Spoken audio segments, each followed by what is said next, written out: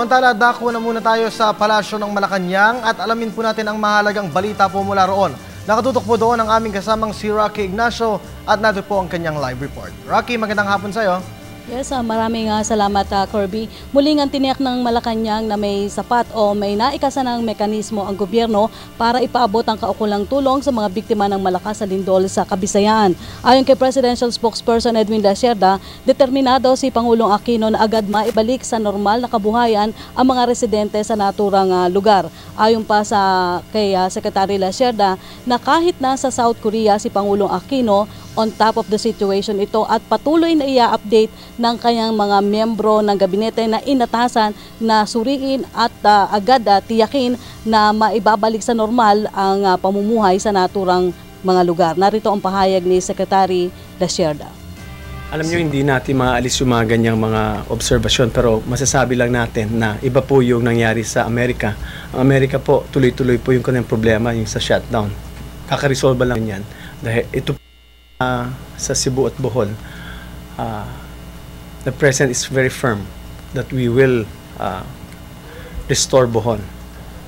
Pumunta siya po doon kahapon sa Cebu at Bohol at nagbigay na po ng mga instructions. Our NDRMC is on top of it. Our several cabinet secretaries are there and several cabinet secretaries will be going there.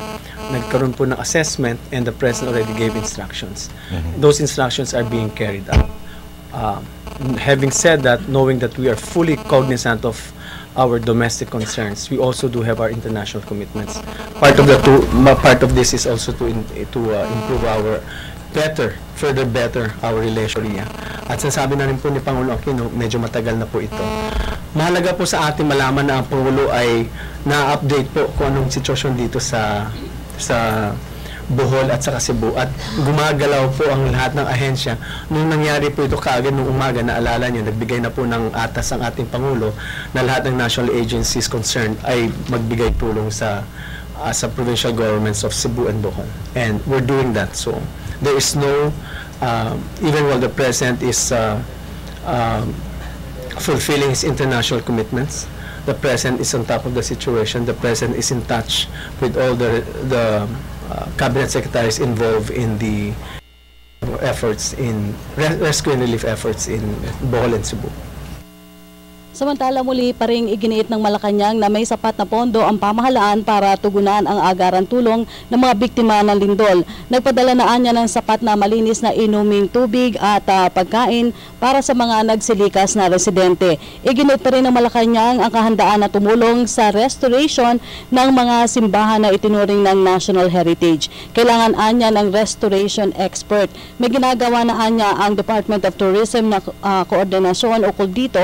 Samantala, pinahayag naman ni DPWH Secretary Rogelio Singson na direktiba ng Pangulo na pabilisin ang rehabilitasyon sa apektadong lugar. Gagawa sila ng 3 steel bridge na matatapos sa loob ng 2 hanggang 3 linggo. Tatapusin nila ang pagsasaayos ng mga kalsada sa loob ng 1 hanggang 2 linggo. Inanunsyo rin ni Secretary Singson ang gagawing inspection nationwide ng structural integrity ng mga school, hospital at mga pampublikong gusali. Hinikayat na rin niya ang publiko na sumunod dun sa National Building Code.